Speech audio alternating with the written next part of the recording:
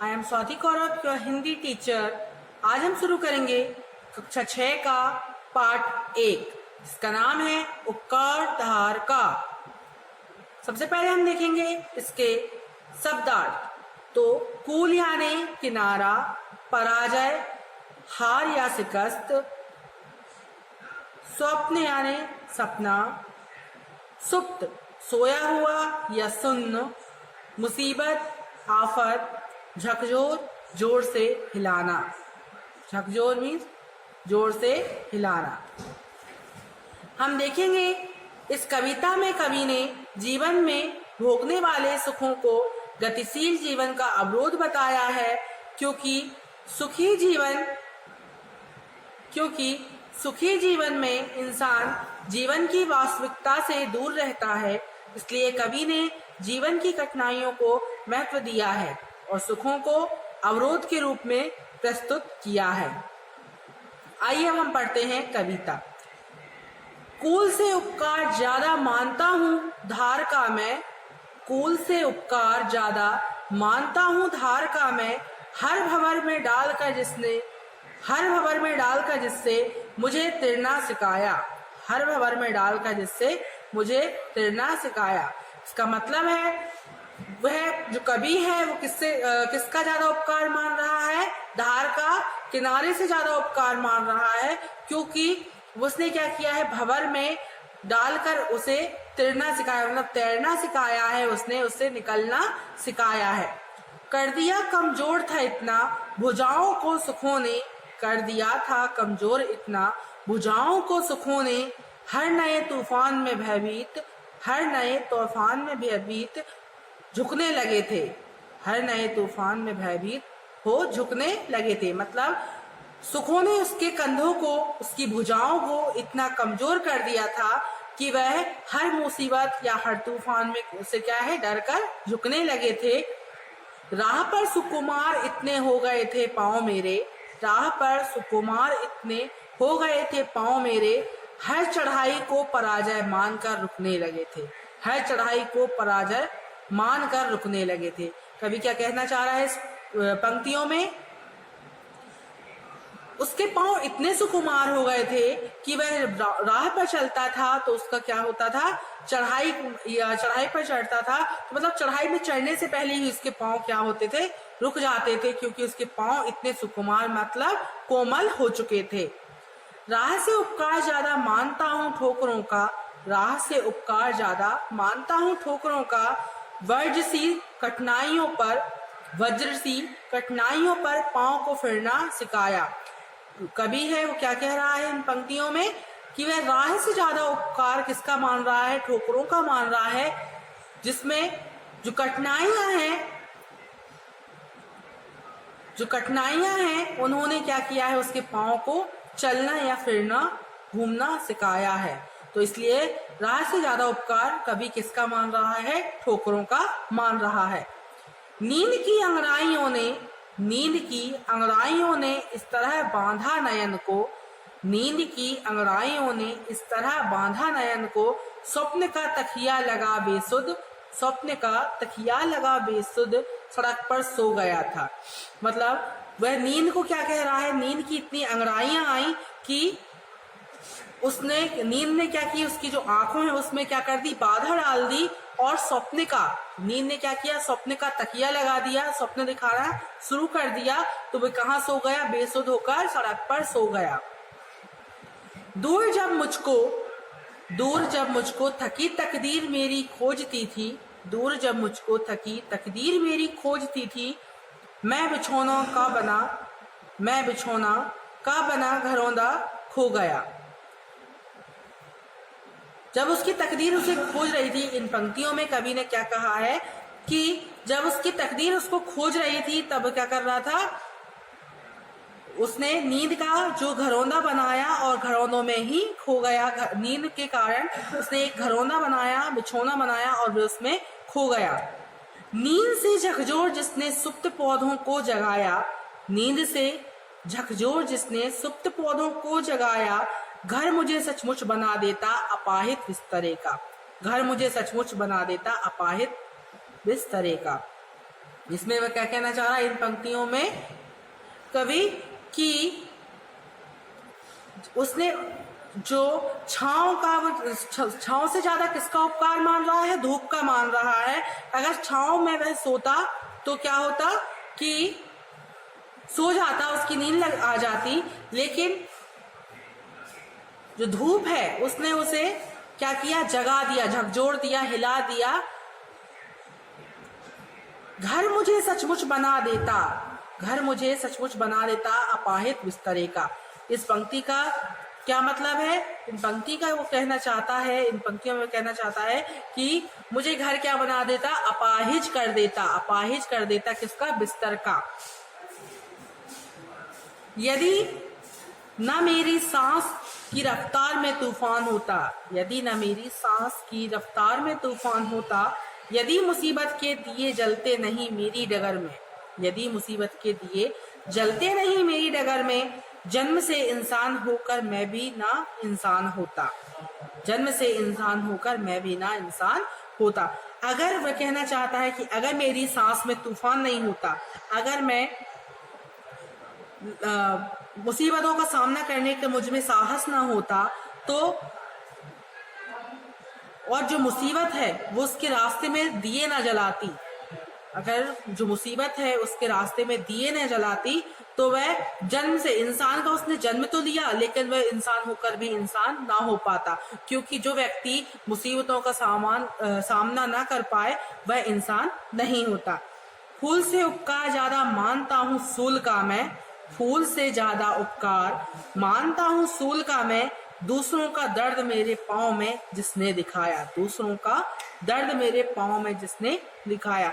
तो इन पंक्तियों में कवि क्या कहना चाह रहा है, इन पंक्तियों में कवि कहना चाह रहा है कि वह फूल से ज्यादा किसका उपकार मान रहा है, सूल का यानी कांटों का वह ज्यादा उपकार मान रहा है, जिसने दूसरों के दर्द का पाँव में, उसके पाँव में, दूसरों के दर्द को उसके पाँव में उसने दिखाया है, दूसरों के दर्द का एहसास भी कराया है। ये कविता किसने लिखी है, ये कविता लिखी है श्याम नारायण पांडे ने लिखी है।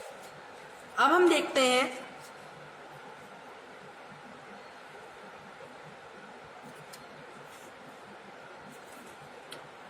पाठ ज्ञान, अभ्यास में जाएंगे। सबसे पहले हम लिखेंगे इधर शब्दार्थ, शब्दार्थ लिख लेंगे कॉपी में। उसके बाद देखेंगे हम अभ्यास। अभ्यास में हमारा पहला प्रश्न मौखिक, पहला प्रश्न का कवि कुल से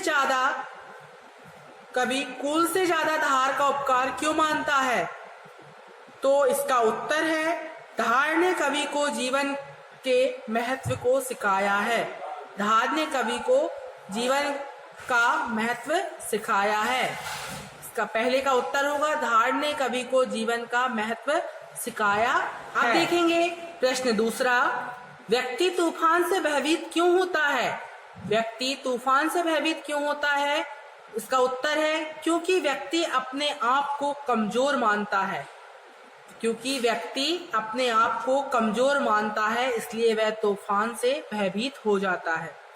प्रश्न तीसरा, कवि राह में आने वाली ठोकरों को इतना महत्व क्यों देता है, कवि राह में आने वाली ठोकरों को इतना महत्व क्यों देता है, क्योंकि उन्हीं ठोकरों ने, इसका उत्तर होगा क्योंकि उन्हीं ठोकरों ने कवि को मजबूत बनाया है, क्योंकि उन्हीं ठोकरों ने कवि को मजबूत बनाया है। फिर हमारे देखेंगे लिखित। लिखित में सबसे पहले आएंगे हमारे बहुविकल्पीय प्रश्न। कवि ने अपने जीवन में धार को इतना महत्व क्यों दिया है, इसके ऑप्शन है क्योंकि उसने उसे जीवन का महत्व समझाया है, क्योंकि कठिनाइयों का सामना करना सिखाया है, और तीसरा है उपयुक्त सभी। तो हम कौन से पे टिक लगाएंगे, उपयुक्त सभी। स्वप्न का तकिया लगाकर व्यक्ति कहाँ सो जाना चाहता है, तो इसका उत्तर होगा सड़क पर। तीसरा है कभी छांव से ज्यादा किसका उपकार मानता है, तो कभी छांव से ज्यादा धूप का उपकार मानता है। धूप का टिक करो, धूप का टिक हो जाएगा। फिर ठीक है, अब है हमारा सेकंड क्वेश्चन। दूसरा प्रश्न, कविता की पंक्तियों को पूरा कीजिए। कर दिया खालिस्तान था इतना भुजाओं को सुखोने, क्या आएगा इसमें, कमजोर आएगा पहले वाले में। हर नए खालिस्तान में भयभीत हो झुकने लगे थे, तो दूसरे में क्या आ जाएगा? तूफान आ जाएगा। तीसरे खालिस्तान में राह पर खालिस्तान इतने हो गए थे, सुकुमार। तीसरे खालिस्तान में आएगा सुकुमार। चौथे में आएगा पराजय, हर चढ़ाई को पराजय मानकर रुकने लगे थे। चौथे खालिस्तान में क्या आ जाएगा? पराजय। अब है हमारा निम्नलिखित पंक्तियों का भावार्थ अपने शब्दों में लिखना है। तो ये पंक्तियों का भावार्थ आपको स्वयं लिखना है, आपको खुद लिखना है, ये आपका होमवर्क है। उसके बाद है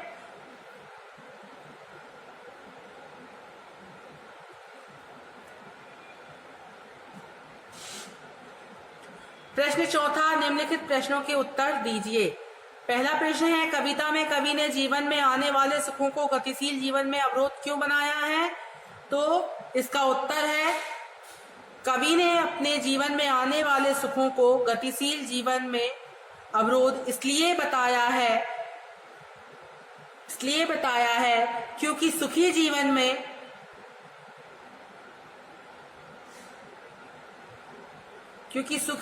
में इंसान अपनी वास्तविकता से दूर रहता है। क्योंकि सुखी जीवन में इंसान अपनी वास्तविकता से दूर रहता है। दूसरा प्रश्न, कवि ने खुशियों को महत्व न देकर कठिनाइयों को महत्व क्यों दिया है? दूसरा उत्तर होगा, ताकि इंसान जीवन की वास्तविकता को पहचान सके। ताकि इंसान जीवन की वास्तविकता को पहचान सके। तीसरा प्रश्न, कवि ने गतिशील जीवन में आने वाले किन अवरोधों को उजागर किया है? तो इसका उत्तर है, कवि ने गतिशील जीवन में आने वाले सुख,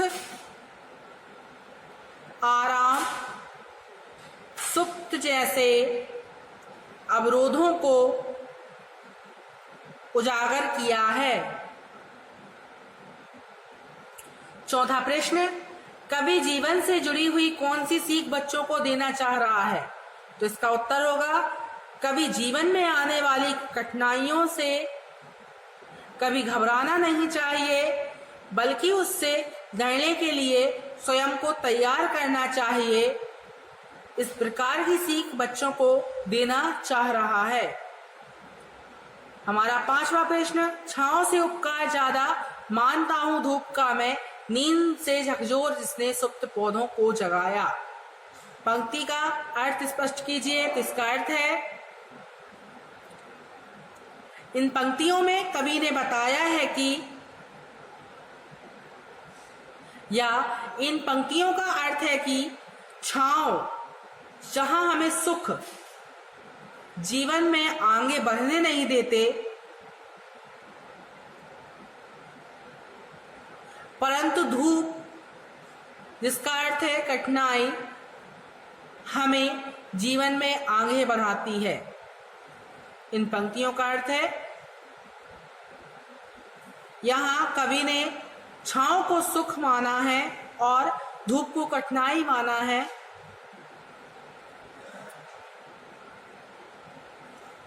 अब इसके बाद है भाषा ज्ञान।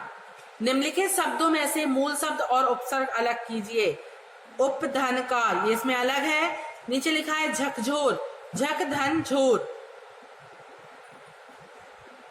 पराजय, पराधन जय, पराजय। जगाया, जग धन आया, जगाया। फिर निम्नलिखित शब्दों के तुकान शब्द लिखिए। फूल का क्या होगा? भूल। दिखाया, जगाया। तुकान शब्द मतलब जिनकी तुक मिल रही हो। फूल, भूल, दिखाया, जगाया। दर्द, फर्ज। मानता, जानता।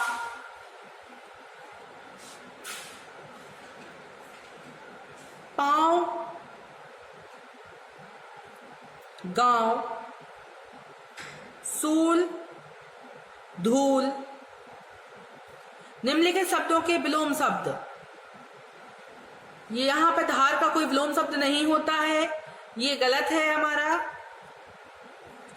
मुसीबत आराम, चढ़ाई उतार, रफ्तार मंद गति, पराजय जय, सुप्त जागृत। ये हो जाएंगे हमारे विलोम शब्द। अब ये जो शब्द है इनका वाक्यों में प्रयोग करना है, ये आप लोग करेंगे, ये होमवर्क है आपका। 5वां प्रश्न, निम्नलिखित शब्दों के 3-3 पर्यायवाची लिखिए। तो नयन का क्या हो जाएगा? नेत्र, लोचन, आंख, ये नयन के पर्यायवाची हैं। सड़क का पर्यायवाची होगा मार्ग, डगर, राह। स्वप्न का पर्यायवाची होगा सपना, ख्वाब, साध। ये हमारी आज की क्लास। धन्यवाद।